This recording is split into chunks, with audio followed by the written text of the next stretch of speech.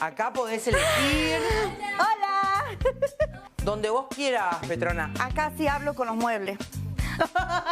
Pero estamos nosotras, ¿por qué con los muebles? No, porque soy sonámbula y por... Ay, sí, te juro. Ay, que me puse al lado. Pero no te pasa nada, porque a ver si te hacemos una cagada. No, nada. Ah, Pero bueno. te levantás y podés ahorcar a alguien, algo así. No.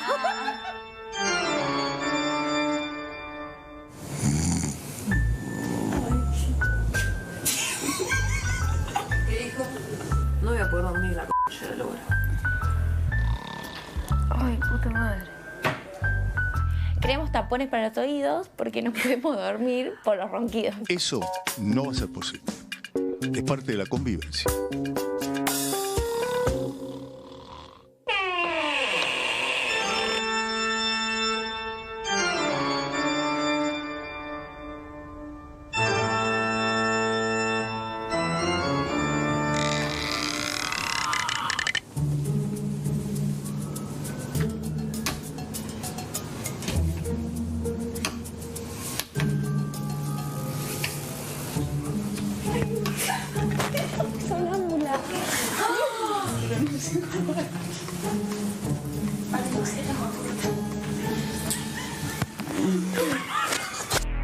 Vos saliste corriendo por las dudas.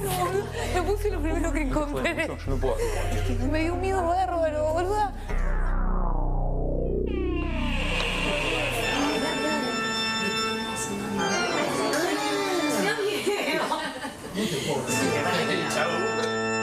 Se levanta, parece un vampiro, ¿verdad?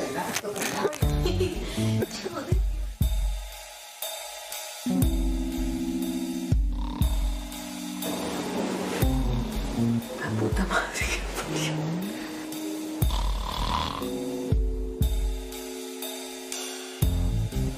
No, chicos, no se puede más. No. Es heavy, en serio. Sí, la vamos a llevar. Mirá que yo no tengo drama para dormir, pero no puedo. Buen día. Buenas. ¿Descansaste? Sí. Se notó. ¿Durmieron ustedes? ¿Pasó mucho? ¿Por qué? Había muchos ronquidos. Pero bueno. ¿En la pieza de ustedes? No lo sé. Ay, yo capaz.